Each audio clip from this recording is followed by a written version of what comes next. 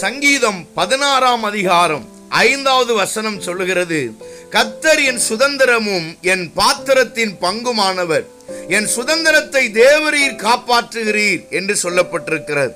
இந்த உலகத்தில் நாம் சொத்துக்களையோ பணத்தையோ பொருளாதாரத்தையோ வைத்திருக்கிறதுனாலே அவர்கள் ஒரு சுதந்திரம் அடைந்தவர்கள் அல்லது ஒரு சுதந்திரம் உள்ளவர்கள் என்று அர்த்தம் அல்ல.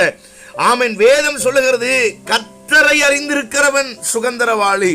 தேவனே நமக்கு சுதந்திரராக இருக்கிறார். வேதம் சொல்லுகிறது, கர்த்தர் என் சுதந்திரமும் என் பாத்திரத்தின் பங்குமானவர். உங்கள் ஜீவியத்திலே அவர்தான் உங்களுடைய சொத்து, ஆண்டவர் தான் உங்களுடைய அனைத்து ஆசீர்வாதங்களும் என்று நாம் நினைத்து கர்த்தருக்கு நன்றி சொல்லுவோமாக.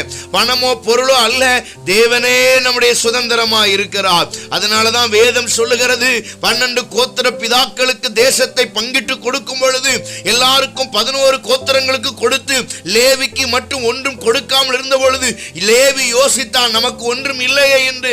ஆண்டவர் சொன்னார், லேவி நீ கவலைப்பட வேண்டிய அவசியம் இல்லை, எல்லாருக்கும் இடங்கள் பலன்கள் உண்டு, ஆனால் உனக்கோ நானே சுதந்திரமாய் இருக்கிறேன் என்று கர்த்தர் சொன்னார். இந்த காலவேளையிலே கர்த்தரே உங்களுக்கு சுதந்திரமாய் இருப்பார். தேவனுக்கே மகிமை.